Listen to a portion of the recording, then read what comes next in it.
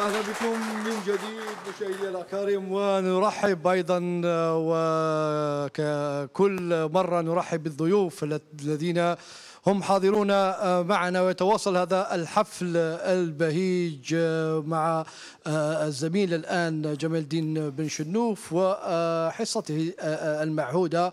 السلام عليكم أزول بونجور توب 3 جمال الدين، المحاط الآن بأمراء وأميرات. الأمير الأيمن موجود على اليمين، على يمين جمال الدين بن شنوف، نسرين، ميلينا وإليسا. ونحن نعرف أن الحفل في كل حفل يجب أن يكون مرافقا بزغرودة جزائرية من تقديم السيدة نادية. من فضلك نادية أعطينا واحدة زغرودة يعني باش نبداو الحفل تاعنا. جزائرية يعني تحبيها قبائلية، تحبيها من الأوراس الأشم، ولا تجيبيها لنا من الصحراء، المهم تكون جزائرية. نعطيها جزائرية ومعنا قبائلية.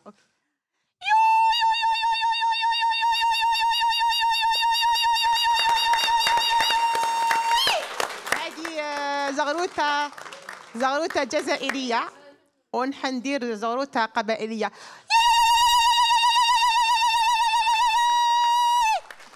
هذه أخطر الزغرودات اللي سمعتها، يعني بارك الله فيك، مشكورة. بدون إطالة الخط إلى جمال الدين بن شنوف، ويزيد يتكلم لنا على هذا الأميرات والأمير أيمن. مين جبتهم لنا سي جمال؟ السلام عليكم Azul, bonsoir.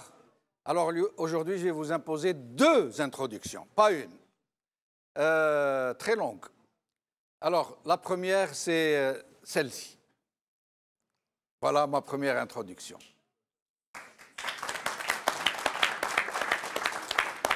Vous avez vu comme elles sont belles, comme ils sont beaux, les hommes et les femmes de demain de l'Algérie, les voilà, je vous les présente.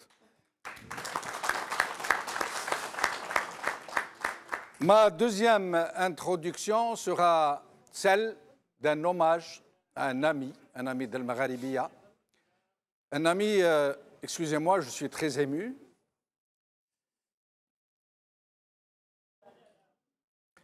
Un ami qui nous a souvent accompagnés dans ses émissions, Saïd Boukhari, Rabbi Rahmou.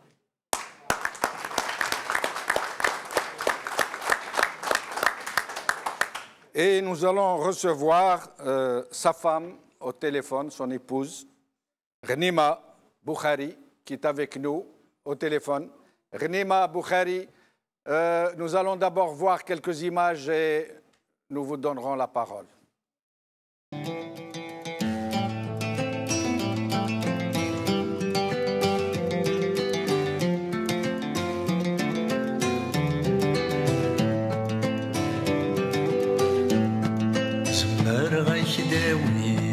عينك ولدي ترقيتك تصور الدنيا ثويني عدن عليك دسم كثير ترقيتك ترغرف نظيك ذاك دسكن وساليك مشاك ويبذن عليك دسكن غسارو طمزيك مشي كسرو أتوالق الحيف زهومي كيدي ربان عين تبغي تشفو ضيني في تعمد تصب نارد ثاوي غاد حلو سوايني شعبان سوايني شعبان سمر غاك داوير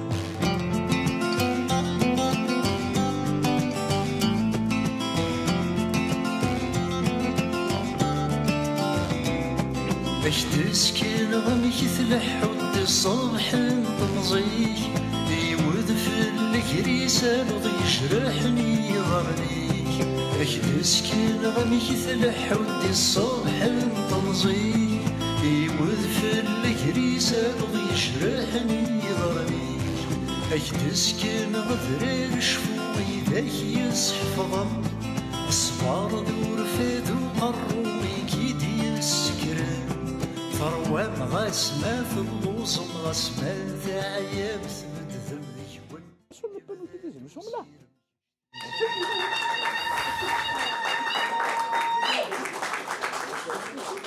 Nima Boukhari, merci d'être avec nous. Ghnima Boukhari. Oui, je suis là. Ghnima Boukhari, est-ce que vous nous écoutez? Vous êtes avec nous? Oui, je suis vraiment émue par cette chanson. On dit que c'était sa chanson préférée. Oui, oui, tout à fait. Elle l'a pratiquement accompagnée tout au long de sa maladie. C'était sa chanson préférée, oui. Ghnima Boukhari. Oui. Saïd Boukhari était connu dans tous les milieux militants, ceux qui se sont dévoués pour les pauvres, pour les gens qui luttent pour leurs droits.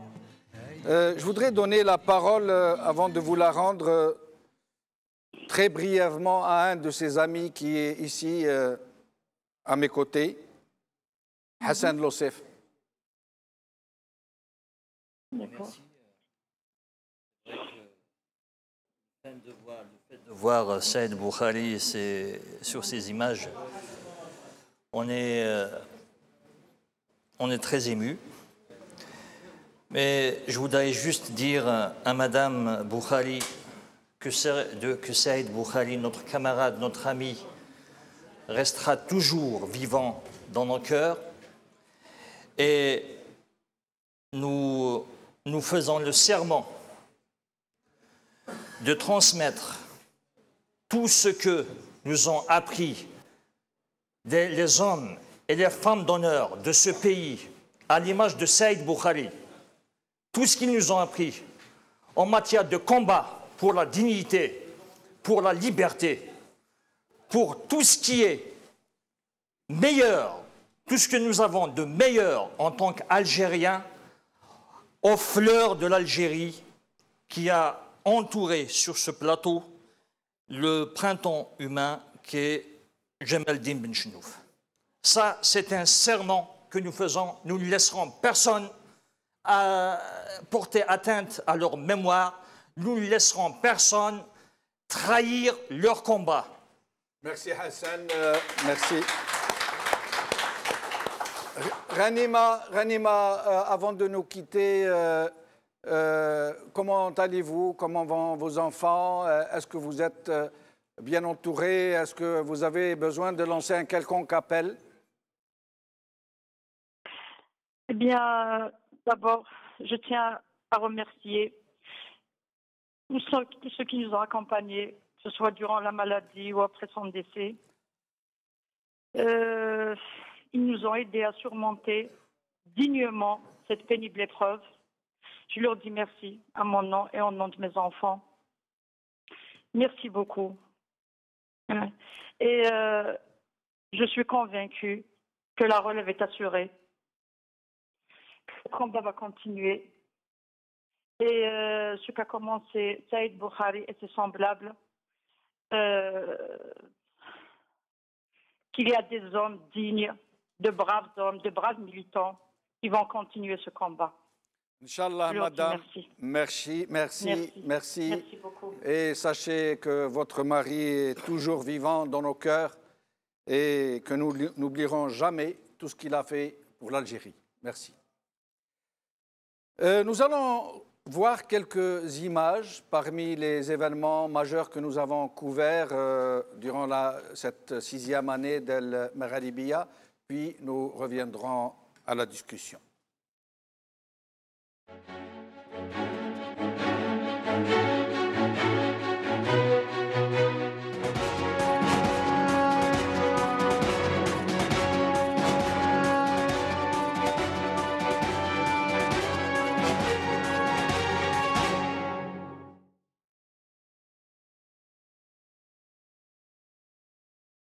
Salam alaikum Mazoul, bonsoir. Aujourd'hui. Universalisme. On a fait une stratégie pour sauver le système. Ce n'est pas la République, on a sauvé le système. Oui, ils sont d'ailleurs, par exemple, jusqu'à ce jour. Tout à fait. Ils sont encore en manœuvre, ils sont encore, comme je vous l'ai dit tout à l'heure, le code communal jusqu'à présent. Ils vont le revoir, mais pour une chose, la fiscalité. Parce qu'ils se sont rendus compte qu'il y a de l'argent à ramasser. Donc, on va faire ça. Donc, aujourd'hui, on le fait. Il y a aussi une chose qu'il faut dire. Ceux qui ont eu le courage ou la décision, le pouvoir d'arrêter, voilà où est-ce qu'on est arrivé. Nous, à l'époque, qui avions dit non, c'est une élection, il faut aller jusqu'au bout. Ensuite, on verra. Il y a un président de la République, il y a des institutions, et l'État va garantir le bon fonctionnement. Je dis que le piège... Brahim aussi, pas juste un mot. Aujourd'hui, la plupart des éradicateurs, de ceux qui disent... Alors, Badis Khnissa, Voilà, je voulais juste répondre. pour revenir un peu sur les questions des uns et des autres. Interrompu le processus électoral qui avait été donc dicté et encadré par cette même Constitution. C'est des faits irréfutables. Oui. Oui. Je voulais juste corriger dans le préambule que tu as présenté. Hein. Oui. En fait, le découpage, il y en a eu deux. Il y a eu celui de Hamarouche en juin, et il y avait 530 sièges. Oui. On pouvait dire quelque part peut-être que bon, le FLN aurait été un peu avantagé, mais ça reste à démontrer. Il a été revu et corrigé par Sid Hamd Ghazali, qui a succédé à Hamarouche, et on revient à 430. 430. Oui. Et je me rappelle, dans une de ses déclarations, Sid Hamd Ghazali a dit que le FFS, parti régionaliste, ne dépassera pas 5%. Donc c'est juste pour l'histoire. Oui, c'est un enregistrement. Très important. Passé à la chaîne 3, il est là. Donc exact. Ce n'est pas le découpage de Hamarouche. On n'a pas voté. Les élections ne sont pas le découpage. On ne s'est pas basé sur le découpage de Hamarouche, mais sur celui de Sid Hamd Ghazali. C'est-à-dire, pourquoi? Parce qu'il y a eu une vérité. C'est très difficile de parler de ce qui s'est passé et surtout de ce qui ne s'est pas passé. Oui. La seule vérité, c'est que le peuple a voté, les gens se sont présentés à des élections et le peuple a choisi. Les militaires ont fait un coup d'État et ils ont fait basculer le pays dans la catastrophe.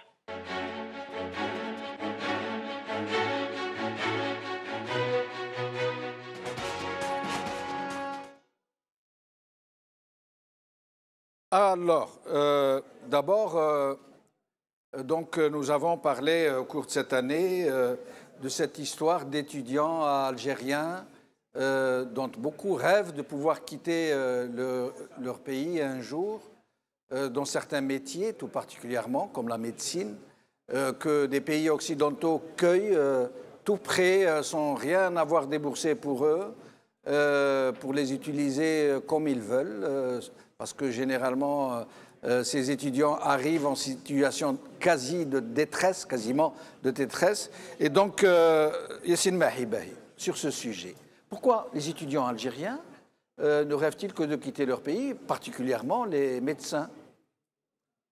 Parce que tout simplement, en Algérie, l'université algérienne n'offre plus d'espace, un espace aux étudiants algériens pour s'épanouir. La situation socio-économique du pays ne permet plus à ces futurs diplômés de rester dans leur pays. Il y a trop d'injustice, il y a un taux de chômage qui est très élevé, il y a une inversion totale de l'échelle des valeurs. Tout ça fait qu'aujourd'hui, l'étudiant algérien ne rêve d'une seule chose, c'est de quitter la patrie mère. Je rappelle quand même que dans les années 80, 90, je pense que bon nombre de nos invités faisaient partie de l'université algérienne et bon nombre de nos invités étaient militants dans les mouvements estudiantins. Il y avait cette fibre de militantisme à l'époque, cette fibre nationaliste dans les campus universitaires. L'étudiant était assez politisé, était assez conscient. Et aujourd'hui, enfin depuis 15 ans déjà, ça n'existe plus. Parce que justement, le pouvoir en Algérie, les institutions en tout cas, avec l'échelle des valeurs, ont fait que l'étudiant algérien, quand il voit que finalement être diplômé ou pas, ça ne sert à rien du tout, puisque vous avez des médecins qui sont très mal payés, vous avez des ingénieurs qui ne trouvent pas du boulot, des gens qui ne trouvent pas de travail, c'est surtout ça. C'est que l'université algérienne n'offre plus cette capacité qu'elle avait avant, c'est-à-dire qu'après avoir obtenu un diplôme, est-ce qu'on peut jouer un rôle très important dans la société en tant que cadre, en tant qu'élite? Aujourd'hui, la réponse est non.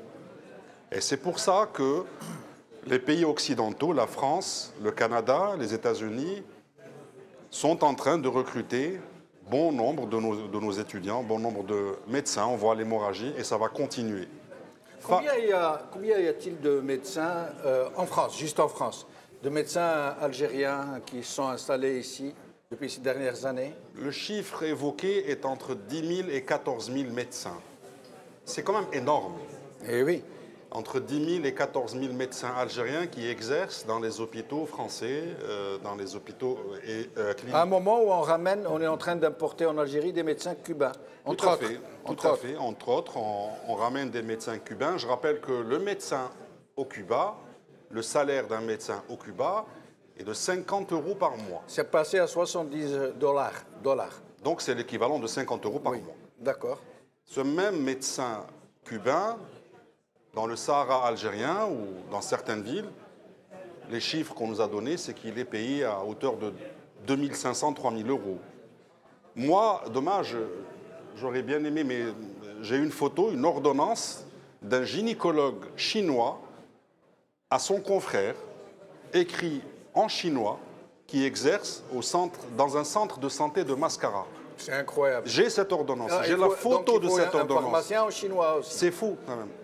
Donc vous voyez très bien que l'Algérie forme des médecins, mais bon, ils partent parce que l'Algérie n'offre plus d'espace. L'Algérie forme des étudiants, mais il n'y a pas d'épanouissement. Et ça continue, malheureusement. Face à ça, vous avez, comme je vous ai dit, les pouvoirs publics ne veulent pas écouter, ne veulent pas entendre. Cette élite quand même qui part.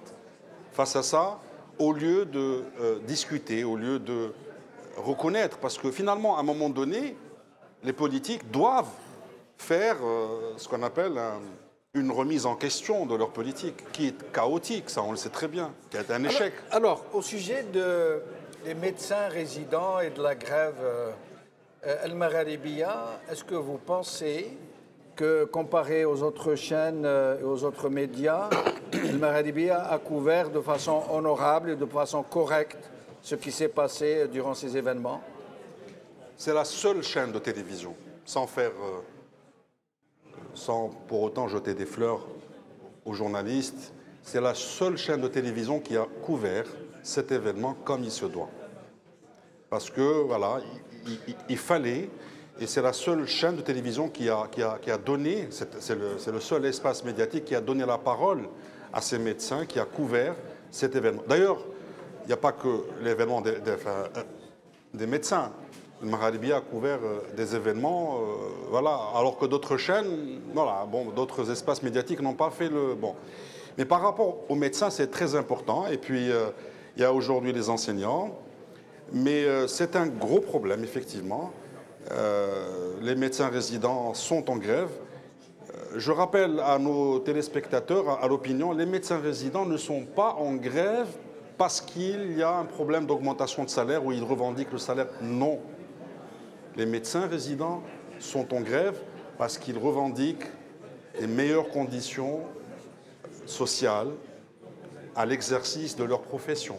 Le médecin résident, c'est quoi? C'est un jeune médecin qui a obtenu le concours de résidanat, qui fait une spécialité.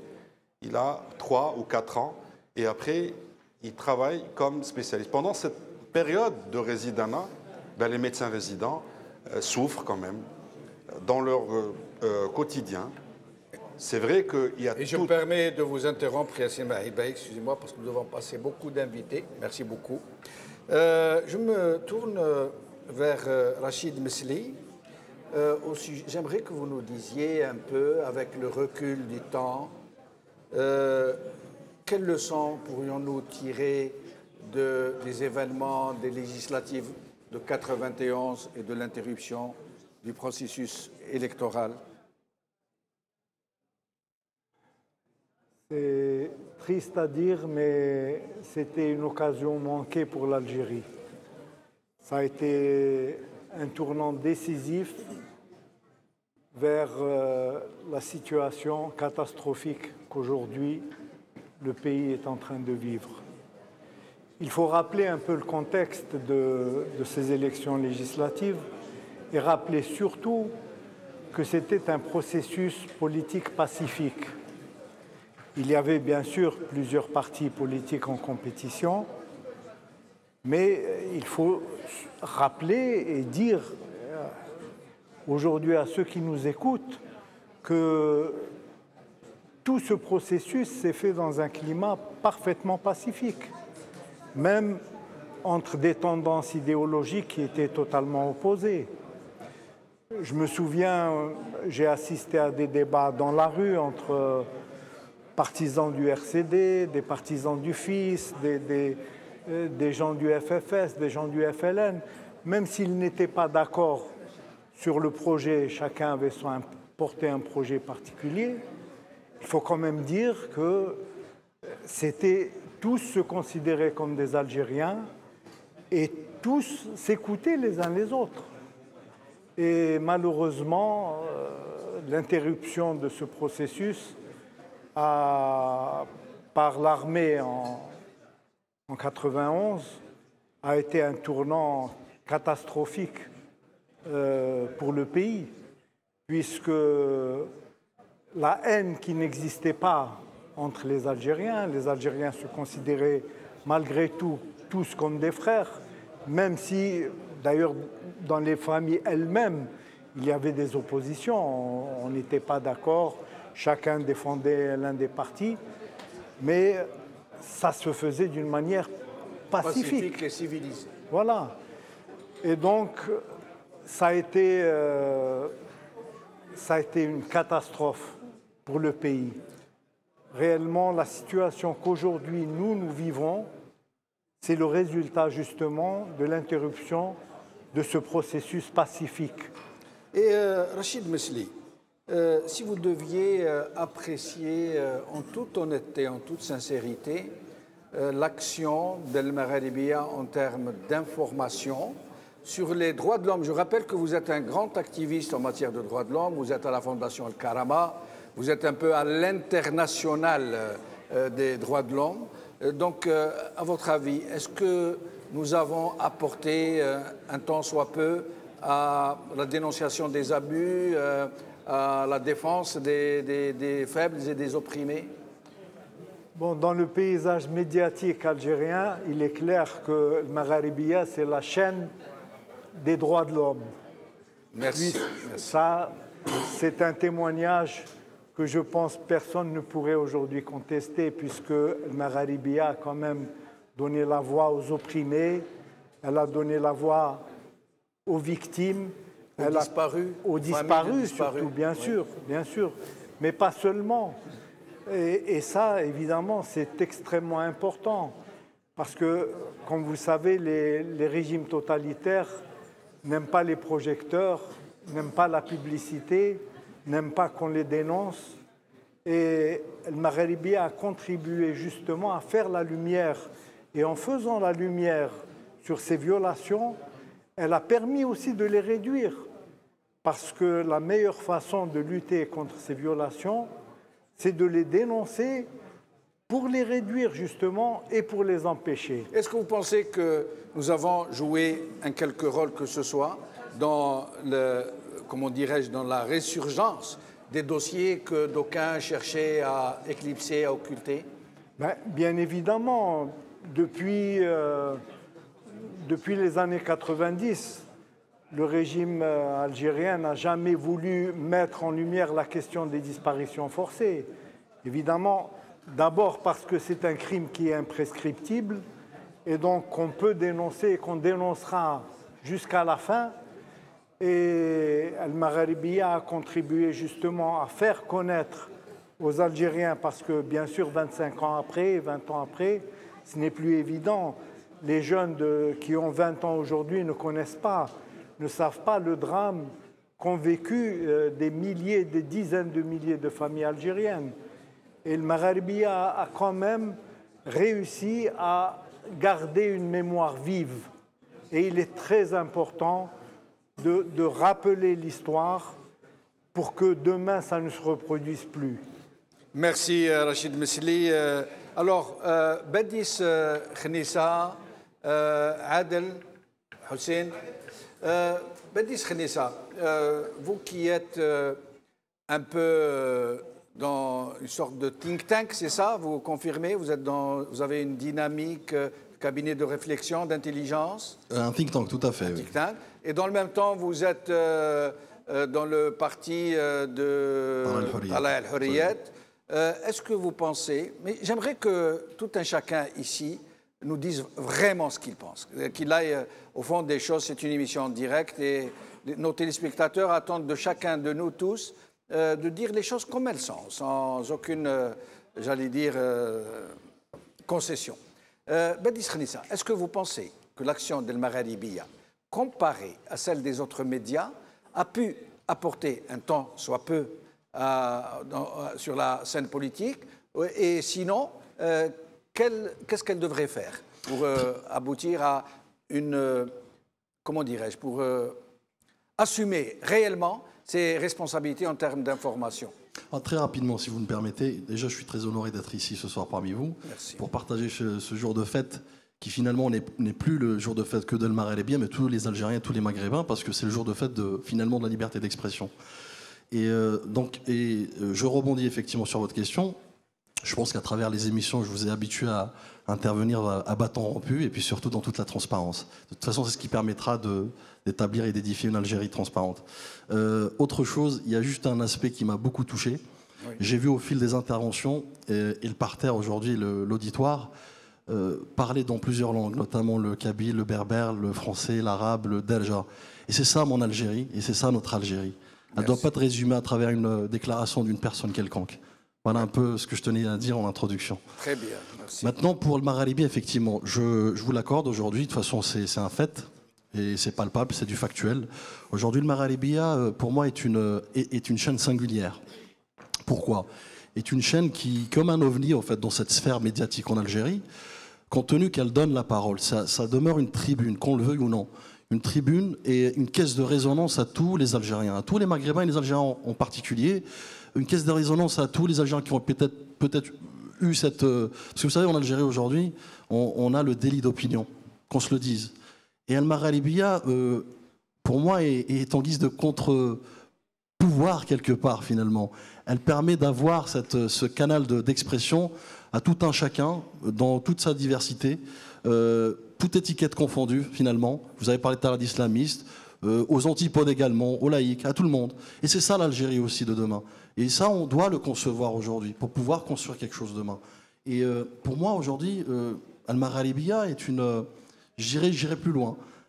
El Magharibiya est un catalyseur démocratique, dans le sens de l'acheminement vers une construction démocratique. Pourquoi? El Magharibiya, tout bonnement, a su, un moment opportun, donner, dans un contexte très délicat que nous connaissons très bien, et qu'on veuille ou non, contre vents et marées, a su justement faire exprimer les petites voix, celles du peuple. Parce que finalement, l'intérêt du peuple, c'est le seul qui prime aujourd'hui et qui devrait passer au-dessus de toute considération. Maintenant, j'ai envie de vous dire doubler, tripler d'efforts, car vous êtes sur la bonne voie. Merci, Badis Khnissa. Merci. Nous allons voir d'autres images et nous revenons à d'autres invités. Salam alaikum, Mazoul. Bonsoir. Situation d'acteur et moi dans cette situation j'ai pris mes responsabilités. Nous à Djil Jadid on estime qu'il est temps de mettre fin à ce genre de mascarade. Entre parenthèses, les images que vous venez de montrer qui sont en fait retransmises à partir de la télévision algérienne, je pense. Disons que c'est scandaleux et tout simplement odieux. C'est l'exploitation d'un homme qui n'a plus ses facultés. Et c'est vraiment horrible parce que c'est la ressource la plus précieuse dont peut disposer un pays. Et je vous remercie infiniment pour avoir évoqué ce sujet qui est peut-être le plus important de tous les sujets dont souffre l'Algérie. Si l'Algérie aujourd'hui est en crise, c'est parce que sa ressource vitale a été mise à l'écart, elle a été négligée, elle a été mise à côté au profit de profiteurs, de groupes d'intérêt, de lobbies qui transfèrent qui s'accaparent les ressources, qui ne veulent même pas gérer correctement ce pays pour faire bénéficier tout le monde, qui, eux et leurs enfants, se portent très bien, alors que l'Algérie, avec toutes les richesses et toutes les ressources qu'elle a, elle est en train de s'effondrer. Cette hémorragie, elle est surtout accentuée par le manque d'égalité des chances. Quand les jeunes terminent leurs études ou veulent poursuivre leurs études ou aller dans le marché du travail, eh bien, aujourd'hui, si vous n'êtes pas soutenu, si vous n'êtes pas puissant, aucune chance pour vous. De la fameuse association de la francophonie. Mais il y a une chose, c'est que, par exemple, à Constantine, ils l'ont fait à l'intérieur de l'université Mentouri. À Alger, les autorités auraient pu avoir l'intelligence, ce qui en laisse du moins, de s'arranger avec le centre culturel français pour que ça se passe dans une enceinte universitaire ou scolaire algérienne, et puis aussi qu'on dispatche plus ou moins les rendez-vous de manière à ne pas avoir ce Qatar. Parce que ce n'est pas des États de droit. Parce que les intellectuels algériens ou les Algériens bien formés, qui ont une technicité, qui veulent vendre aussi leur savoir, ne vont pas dans ces pays parce qu'ils ne trouvent pas la liberté nécessaire. La liberté qu'ils veulent, ils viennent dans des pays occidentaux, qu'on le veuille ou non, c'est une réalité. En France, on l'a dit tout à l'heure, au Canada, aux États-Unis, au Royaume-Uni, etc., en Suisse, aux Pays-Bas, etc. Bon, voilà. Mais quand l'État, lui, vend la main-d'œuvre algérienne, vend les bras algériens à la France, 350 000 travailleurs algériens ont été négociés par contrat avec la France en 1968.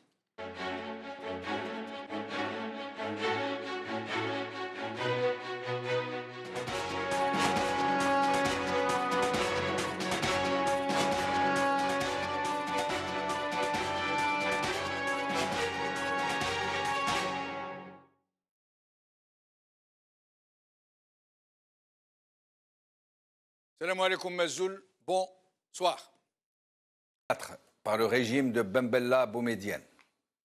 Il s'évade de la prison d'Al-Harrach en mai 1966 et s'expatrie en Suisse, où il continue de s'opposer au régime algérien. Il sera persécuté par ce régime qui tentera de salir sa mémoire, mais en vain. Hussein Ait Ahmed est resté le grand révolutionnaire pour des millions d'Algériens. Il ne reviendra en Algérie qu'après l'insurrection d'octobre 1988.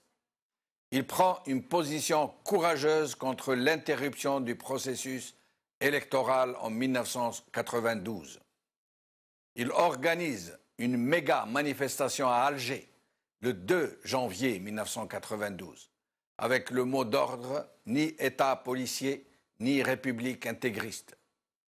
En 1995, Ait Ahmed s'engage dans un processus pour la fin de la violence, malgré l'extrême nuisance d'un régime qui cherchait à implanter durablement la violence.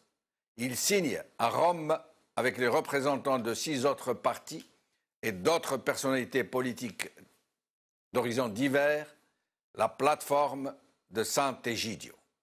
حقيقة فوجئت الجزائر بهذا الرجل من صغري وأنا نصرفق له كواحد من الزعماء الخمس، حتى أنني لما قابلته ولإجراء حديثي معه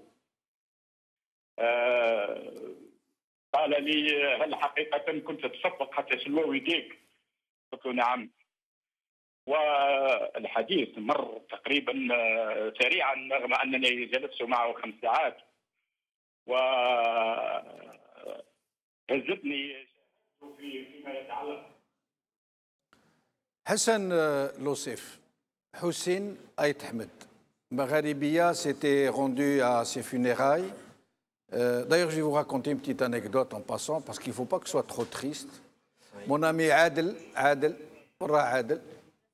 qui était sur les lieux, qui devait donc nous parler depuis les lieux, interviewer les gens. Donc, أنا j'étais sur le plateau. كيف يهضر معايا؟ يهضر معايا بالعربية الفصحى. ولقد avec l'emphase هذه. ولقد لقينا التقينا بكذا ومن قلت له صاحبي اون ديريكت قلت له صاحبي هضروا موان بالدرجه نورمال جايبها لي بوشون بولون بوتشوف اي دونك سينو الوغ ايت احمد حسين ايت احمد ربي يرحمه permettez-moi d'utiliser ce terme. On lui a fait de magnifiques funérailles. Le peuple algérien dans son entièreté. On a toujours réduit le FFS à un ghetto kabyle. Mais finalement, le peuple reconnaît toujours les siens. Et il a reconnu le mérite, la bravoure, le courage, l'honnêteté de Hussein Ait Ahmed, qui, quand il disait ni régime policier, ni État islamique, a quand même voulu défendre le droit du peuple algérien quand il avait choisi le fils comme ses représentants en majorité. Qu'est-ce que vous pourriez nous en dire aujourd'hui avec le recul du temps? Hussein Ait Ahmed, c'est l'école algérienne de l'humanisme politique. C'est le jour de ses funérailles, comme vous venez de le dire, Jamaldine, le peuple algérien a voté pour son combat et l'histoire a validé le vote. Rien que durant cette séquence-là, Hussein Ait Ahmed nous a donné une leçon magistrale, politique magistrale, à titre posthume. Il n'a pas été enterré à El Alia. Il a refusé. Il a refusé. Il a laissé un testament pour ne pas être enterré à El Alia. Il voulait être enterré dans son village parmi les siens. Et je voudrais le rappeler ici, c'est que Hussein Ait Ahmed a définitivement démystifié El Alia. Et deuxième des choses, il nous faut... Pardon, Hassan Lossi. Oui? Cela ne veut pas dire que nous ne devons pas reconnaître le mérite de ceux qui y sont enterrés, du moins la plupart de ceux qui y sont enterrés, qui sont les enfants de l'Algérie, qui sont des leaders politiques. Ça veut dire que nous ne devons pas jeter le discrédit sur les gens qui y reposent. Moi, je parle de la récupération de cet espace, de la récupération politicienne de cet espace. Tout à fait. Quant à nos martyrs, gloire à nos martyrs. Nous leur devons respect et nous leur devons fidélité à leur combat. Donc, il n'y a qu'à voir le parcours qui a été effectué quand il est d'Alger jusqu'à Ait Ahmed. Il est passé par Belouizdad, c'est l'os, et le camarade de combat. Ensuite, il est allé, sur le long du chemin, il y avait sur les deux côtés de la route, il y avait des Algériennes et des Algériens qui saluaient ce grand homme. C'est vrai. Et il est passé par Mekla. Mekla, c'est Ali Missili. Oui. Il faut rappeler que Ait Ahmed, en 89, quand il est entré en Algérie, il avait écrit le livre L'affaire Missili pour dire que le fait qu'il soit rentré en Algérie, ça ne veut pas dire qu'il vendait la mémoire d'Ali Missili. Je me permets de vous interrompre, mais une chose. Le Magharibiya avait été reçu par la population de façon qui nous a fait chaud au cœur, au moment où on avait interdit l'accès à certaines chaînes de télévision. C'est vrai. Ouais. Parce que El Magharibiya, elle a rendu hommage à Hussein Ait Ahmed. Ouais. El Magharibiya aussi continue à sa façon le combat de Hussein Ait Ahmed. Je vous remercie. Rachid Nekaz, sur ce sujet de M. Ait Ahmed et de l'hommage qui lui a été rendu par le peuple algérien, la couverture médiatique dont il a fait l'objet, y compris à l'international, qu'est-ce que vous pourriez nous en dire? وعليكم السلام وشكرا للدعوة et puis bon anniversaire à Al Magharibiya parce que vous êtes la seule chaîne de télévision qui invite les véritables opposants. Donc barakallahu fikum. Vous savez que j'ai eu la chance de participer aux obsèques de Si Ait Ahmed, qui est un... Vous êtes allé sur place? J'étais sur place, absolument. J'ai marché les 5 derniers kilomètres jusqu'à sa tombe et j'ai même assisté au jet de pierre sur la voiture de l'ancien Premier ministre, M. Sellal, qui a des appartements sur les Champs-Élysées.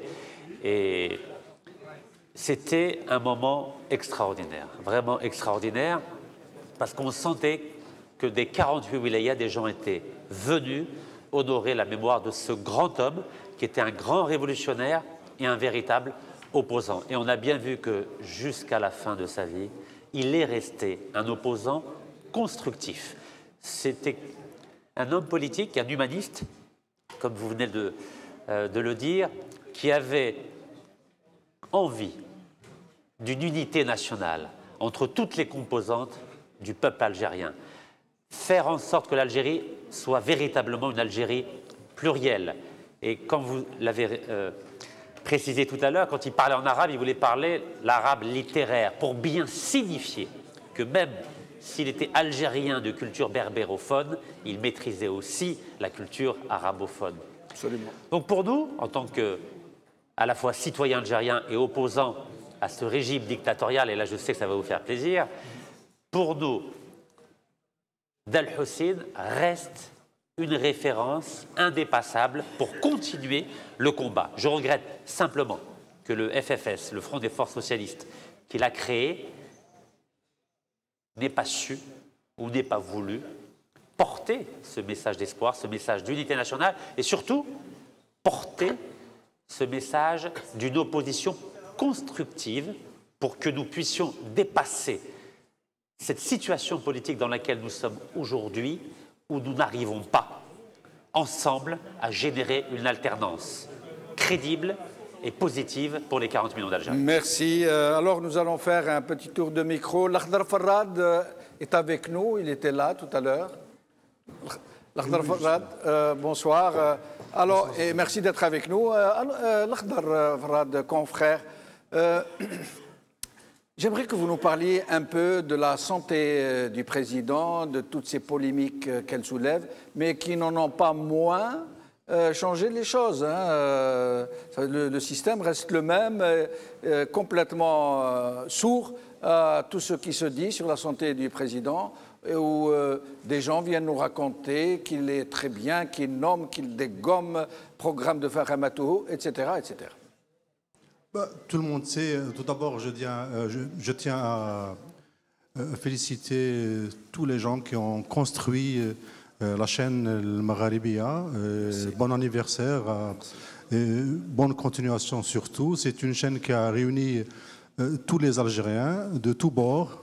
Au moins, ils apprennent à se parler au lieu d'utiliser d'autres formes entre eux.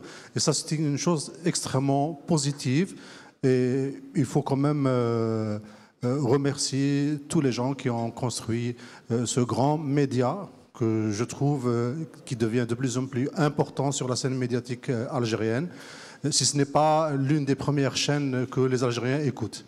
Deuxième chose, concernant la santé du président, tout le monde sait que le président il est inexistant, il est malade, il ne parle pas, il ne remplit pas sa fonction constitutionnelle, contrairement à tout ce qu'on nous raconte, parce qu'un président, il doit voyager, il doit représenter son pays au niveau des institutions internationales, il doit parler à son peuple, il doit prendre des décisions, il doit écouter des gens, et il doit aussi lire des rapports qui sont quand même des rapports assez complexes pour prendre des décisions. Et là, tel que tout le monde observe et tout le monde voit, le président est incapable de gérer ou de prendre une quelconque décision concernant le pays. Et c'est pour ça qu'on voit qu'il y a beaucoup de problèmes entre les différentes forces politiques qui existent au sein du pouvoir algérien, qui se chamaillent, qui se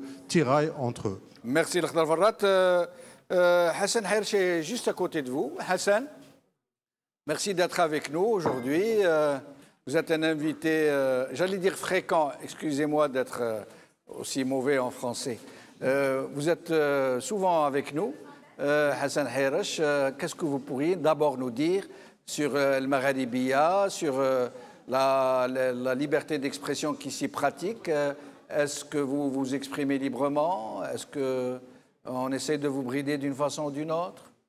D'abord, je suis très content d'être là ce soir et de voir toutes ces belles personnes qui convergent vers un lieu de libre expression, un lieu de l'interculturel, un lieu effectivement où sont représentées toutes les spécificités de la culture algérienne, de son histoire, de ses régions. Je suis très content d'avoir participé à cette chaîne, au débat qu'elle a insufflé dans le paysage culturel et politique algérien. C'est un lieu de libre expression politique puisque c'est une chaîne ouverte à la fois aux partis politiques algériens qui le souhaitent et qui l'ont souhaité jusque-là, ouverte aux syndicats, ouverte aux personnalités politiques, etc. Et je pense véritablement que ceux qui ont eu l'idée de ce concept, de cette télévision, ont libéré la parole de l'Algérien. Ils l'ont libéré parce que précisément, jusque-là, nous n'avons pas véritablement de canaux où on peut s'exprimer de façon régulière sur l'actualité, de porter la contradiction à ceux qui dirigent le pays, de relever un certain nombre de points totalement inacceptables, aussi bien dans leurs discours, dans leurs actions, dans leur politique, dans tous les domaines, que ce soit au niveau économique, culturel, au niveau, encore une fois, organisationnel, au niveau des rapports de l'Algérie avec l'étranger, etc. Il y a eu un débat très riche ici, dans toutes les émissions, particulièrement l'émission de Jamel Din Benchenouf, qui est regardée, comme chacun sait, tous les soirs par tous les Algériens. Elle est attendue par les analystes. Vous avez eu le courage de dire, vous avez eu le courage aussi de faire converger des femmes et des hommes de notre pays et de l'immigration qui ne sont pas forcément en accord dans un premier temps. Et on se rend compte, je crois, c'est ça que personnellement j'ai découvert à El Magharibiya, on se rend compte que jusque-là on se nourrissait de clichés, on se nourrissait de présupposés, on se méfiait les uns et les autres, on avait des préjugés les uns et les autres. Et El Magharibiya, je crois, a réussi vraiment dans ce sens-là, à savoir que les élites algériennes se sont connues, se sont réconciliées, continuent de se connaître, continuent de se réconcilier. Je pense que c'est une grande bataille qui a été menée et remportée véritablement avec efficacité, avec humilité par cette chaîne et tous ceux qui y travaillent. Merci, Hassan. D'abord ceux qui sont à l'avant-poste, ceux qu'on voit, mais aussi ceux qui sont derrière, les techniciens que je félicite chaleureusement. Absolument, Hassan. Merci beaucoup. Merci en effet d'avoir félicité nos amis, les soldats de l'ombre, comme on dit, qu'on ne voit pas et qui font ces émissions et qui sont derrière leur console, derrière leur caméra. Alors, Hussein Jidel, qui est avec nous, un ami de la première heure à Al-Magharibiya. Hussein, qu'est-ce qu'il faudrait que nous fassions, pas seulement pour Al-Magharibiya, mais d'une façon générale pour la presse, pour la liberté d'expression, pour qu'il y ait une vraie presse qui ne dépende plus de la carotte, de la publicité et du bâton des dettes, de cette autocensure que tout le monde s'impose. Qu'est-ce qu'il faut que nous fassions pour que la presse algérienne devienne réellement libre et n'ait de compte à rendre qu'à son téléspectorat, qu'à son électorat, qu'à son lectorat? Et Jamaldine, je me permets de dire que j'étais pas à la première heure de Magharibiya. C'est juste une petite correction. Ok. Je commençais à participer à Magharibiya fin 2014, début 2015. Bon, pour le Magharibiya Jamaldin, pour d'autres raisons, on va pas les évoquer. Oui, oui. Non, il y avait d'autres raisons qu'on va pas. Et on militait ensemble, hein, surtout en face de Exactement, oui, exactement. On militait ensemble, que ce soit vous ou moi, mais bon, il y avait une raison extra qui empêchait que je pourrais venir et dire. À l'époque, j'étais sur la première chaîne algérienne faite par des Algériens indépendants qui c'était l'Asr du mouvement Rached. Il faut bien noter, c'était avant le Magharibiya de plusieurs mois. Mais bon, dans le Magharibiya, on vient surtout... Jamaldin, il faut bien dire, ça dépend le journaliste avec qui vous faites la science. Avec vous, on a toute la liberté. Je ne dis pas avec d'autres, non. Mais on peut dire ce qu'on veut. Moi, j'ai dit, est-ce que je peux dire ce que je veux? Ils m'ont dit oui. Je leur ai dit, est-ce que je peux critiquer même l'institution militaire? Oui, eh bien je viens. Parce que je suis quelqu'un qui dit que le malheur de l'Algérie, ce n'est pas la partie civile, c'est aussi l'armée. Donc, et cette vérité, je dois la noter, même si ce n'est pas l'occasion, c'est juste pour dire que je peux dire Al-Magharibiya cette vérité, comme je disais ça sur d'autres chaînes telles que France 24 ou Al Jazeera ou d'autres.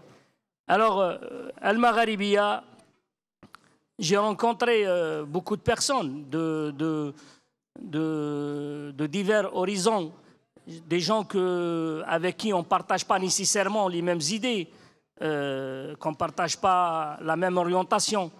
Et on a pu, à travers ce parcours, constituer au moins le socle commun, ce qui fait défaut aujourd'hui.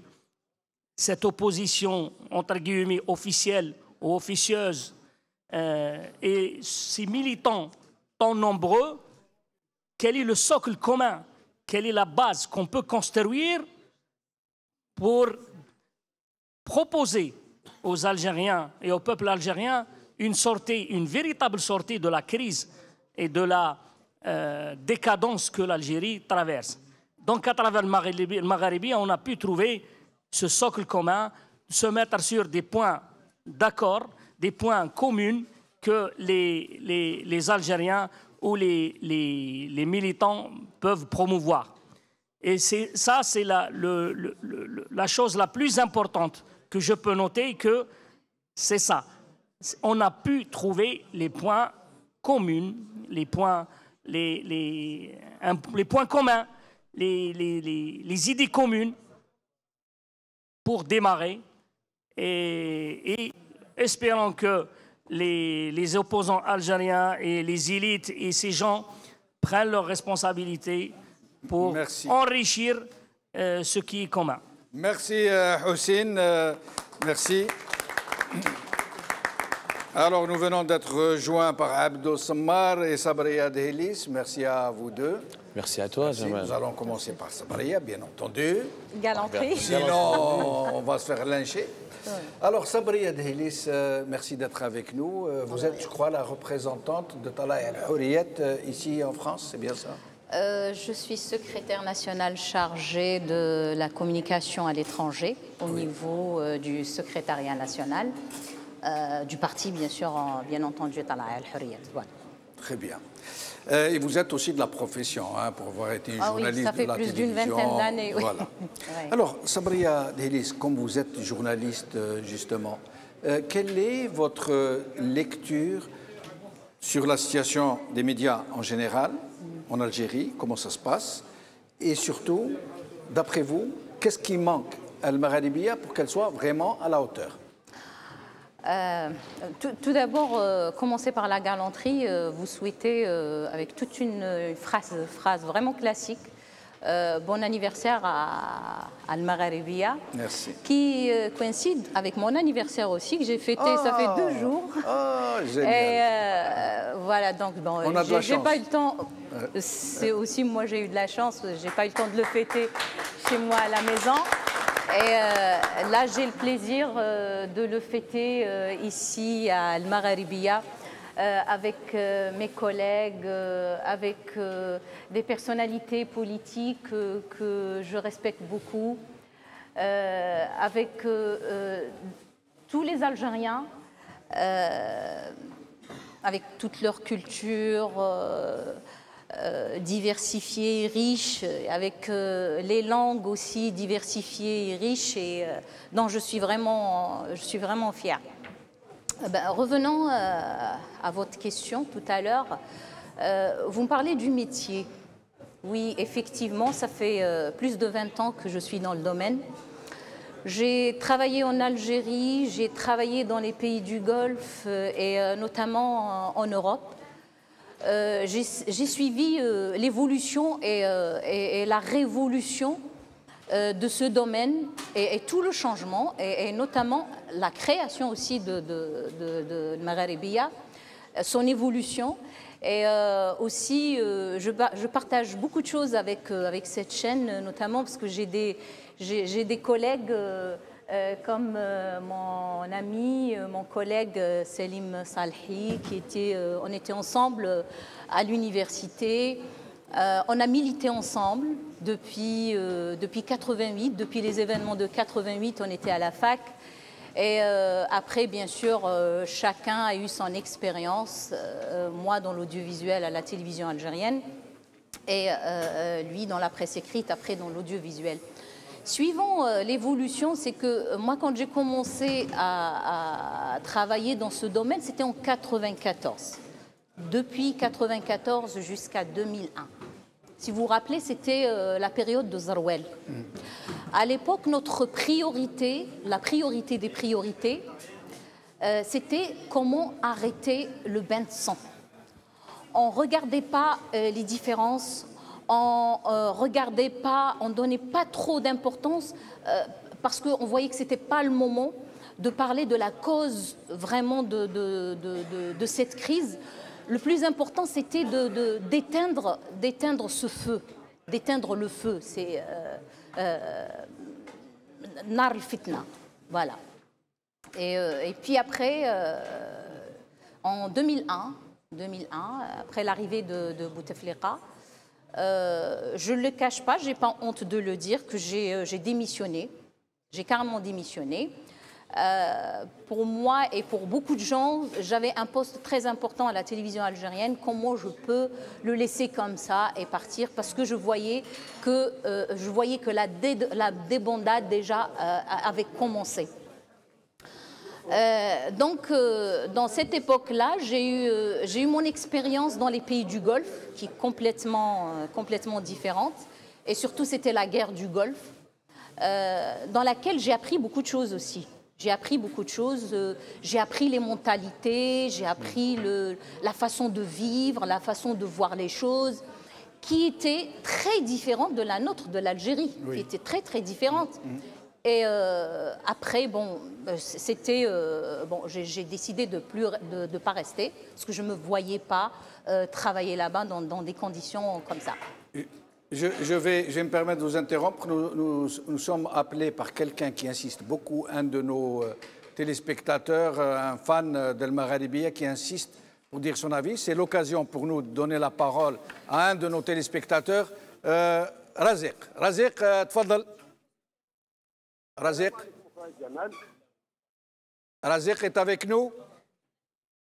Oui. Alors, Raziq, marhaba bik, vous nous avez appelé, mais on vous remercie. Vous voulez dire quelque chose? Je vous en prie. Oui, bien sûr. Je parle en arabe ou en français? Comme vous voulez. Kima t'hab, khoya Raziq. Tfadal. Je remercie Magharibia pour son 6e anniversaire. Et je remercie Madame Bendhilis pour sa galanterie. Et joyeux anniversaire pour Madame Bendhilis. مدام دهيليس صبرية دهيليس j'ai perdu شوية والمغاربية et je remercie tout l'arsenal qui est présent avec vous. Barakallahu fik. Je dis bonne continuation à Al-Magharibia et je demande pardon à monsieur Mahibahi. Merci. Merci beaucoup. Merci beaucoup. Je suis obligé de vous interrompre. Il ne reste plus beaucoup de temps. Nous devons aller très vite. Pardon, Sabri, de ne pas revenir vers vous. Hebdo, vous êtes un journaliste d'investigation, vous êtes sur le terrain. Vous avez été l'un des fondateurs d'Algérie Focus. Et puis Algérie Part maintenant. Et vous donnez des informations sur des sujets très brûlants. Marhaba bik, alors d'être venu fêter avec nous le 6e anniversaire de Al-Magharibia. Qu'est-ce que vous pourriez nous dire sur Al-Magharibia? D'abord, ça me fait plaisir. Ça me fait plaisir de te retrouver. D'habitude, je te parle uniquement via Skype. Oui. Et je subis toujours les lenteurs et l'arbitraire d'Algérie Télécom. Oui. D'ailleurs, à cause de toi, je pense que mon espérance de vie va baisser parce que je subis tellement de déconnexions et je suis tellement énervé au bout que je pense que je vais perdre plusieurs années de ma vie. Donc, mais non, mais j'ai pas Houda Faraon devant moi, donc j'en profite. Non, mais franchement, ça me fait vraiment plaisir de te retrouver. Moi, j'ai un seul regret pour Al-Magharibia. Je pense que le combat d'Al-Magharibia aura abouti et je pense que c'est une responsabilité à nous tous ici, le jour où Al-Magharibia pourra être présente à Alger. Le jour où vous pouvez avoir un studio à Alger. Le jour où votre caméra, avec votre micro, peut circuler le plus normalement possible à Didouche Morad, ce jour-là, je pense que nous allons fêter un anniversaire heureux. Donc je ne serai jamais heureux tant que mes confrères d'Al-Magharibia sont à l'étranger. Et ce que je déplore, franchement, je veux profiter de cette tribune, je m'adresse à ces Algériens, à chaque fois, il y a un certain nombre d'Algériens qui, je pense qu'ils sont une minorité. Il y a une minorité de gens illuminés qui veulent absolument nous donner des leçons et nous faire croire qu'on trahit un peu notre pays ou qu'on n'est pas patriote lorsqu'on parle Al-Magharibia. J'aimerais les regarder franchement droit dans les yeux, vous vous trompez énormément. Ces gens-là sont nos compatriotes, ils sont aussi algériens que nous.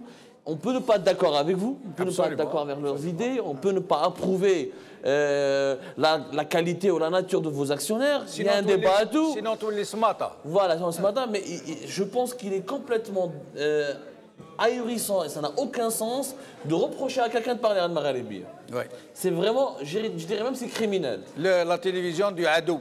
Voilà, en plus. Non mais... C'est en aucun sens. C'est juste parce que c'est Al-Magharibia. On peut parler à d'autres télévisions étrangères. C'est charmant de parler à France 24. C'est très charmant de parler à M6.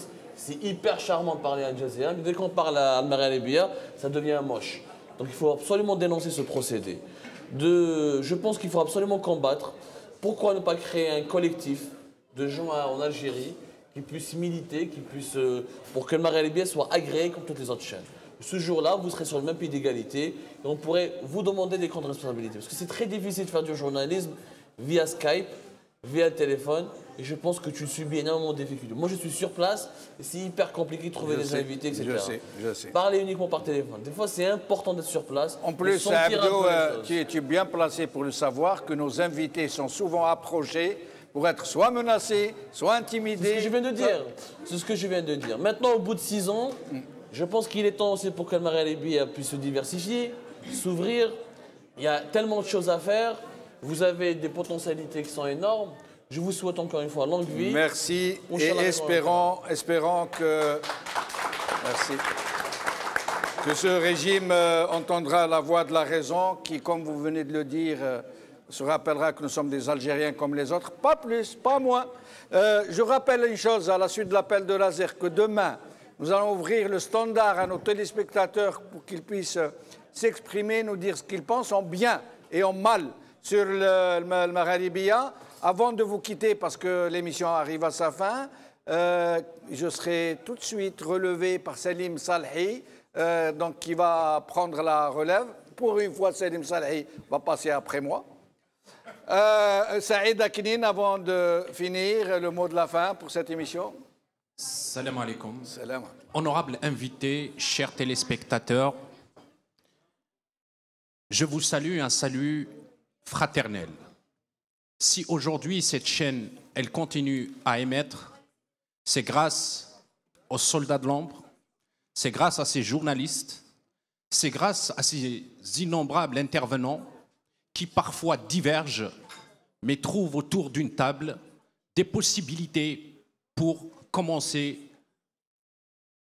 les jalons, à construire les premiers jalons de la démocratie, à savoir se parler et aussi s'écouter. Aujourd'hui est un jour particulier. Pourquoi particulier?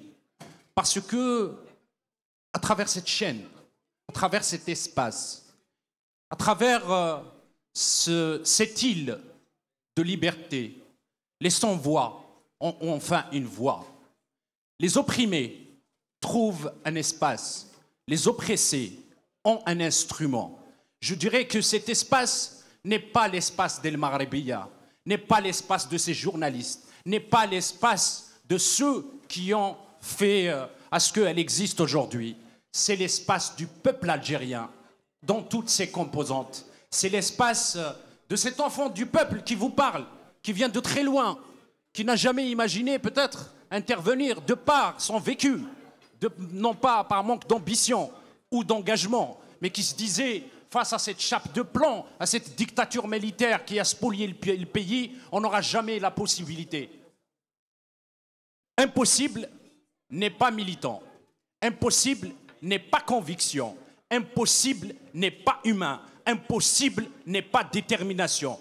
L'Algérie, la grande, l'Algérie la belle, l'Algérie la meilleure, l'Algérie de la fraternité, l'Algérie de l'unité, l'Algérie de l'amour, l'Algérie de la construction verra le jour. C'est une promesse. Elle verra le jour. Merci, Saïd Aknin. Merci. Avant de vous quitter, d'abord, j'aimerais qu'on donne le micro à Nordin Aoussat pour une dernière intervention. Et j'aimerais aussi dire que nous ne remercierons jamais assez tous ceux qui nous regardent, qui nous font confiance, qui savent que nous ne les trahirons jamais et qui sont avec nous alors que le Magharibi n'a ni programme de loisirs, ni feuilleton turc, ni histoire égyptien et tout, et qui sont pourtant avec nous tous les jours et tous les soirs. Nordin Aoussat. Alaikum, c'est Jamaldine. Je crois que c'est la première fois où je suis venu à Al-Maghribiya, c'est avec vous. Ah, ça fait Exactement. 2 ans de ça. Et c'est toujours un plaisir d'intervenir dans vos émissions. Merci. Et c'est toujours, je dirais, avec détermination, avec franchise et avec assurance. Parce que quand je viens à Al-Maghribiya, je viens en tant qu'Algérien, je viens en tant qu'universitaire. J'ai eu la chance, la première fois, de faire mon mémoire sur l'Algérie, de prendre ce recul-là. En 84, quand j'ai fait mon mémoire de maîtrise, et ensuite quand j'ai fait mon travaux universitaire, et vous l'avez remarqué qu'à chaque fois, et quand j'ai appris par la suite, bien plus tard, que cette chaîne était considérée par certains comme Qanat Adoua, j'ai dit, bien, voilà, moi, qui porte le prénom de quelqu'un qui est mort les armes à la main en 56, Mohamed Mouloud, parce que c'est mon vrai prénom dans l'état civil, Aoussat Mohamed Mouloud, le premier shahid de la famille, et le dernier qui est mort en 1960, Aoussat Omar, qui toute la famille des deux côtés j'interviens dans une chaîne de l'ennemi. Adoua. Cela c'est vraiment le comble de, je dirais, de l'absurdité, le comble. Et c'est pour ça, donc, enfin, je dirais bon anniversaire pour la chaîne arabophone, le Maghribiya. Je dirais encore et le Maghribiya. Et c'est toujours un plaisir d'être à le Maghribiya, d'intervenir. Et merci beaucoup et bonne continuation. Merci Nordin Aoussat. Avant de vous quitter, je renouvelle mes remerciements d'abord à mon partenaire dans cette émission, Hossein Gasmi, qui m'apporte beaucoup d'aide, comme je remercie tous les gars de la régie. Barakallahu fikum, bqaw ala khair, b'slama.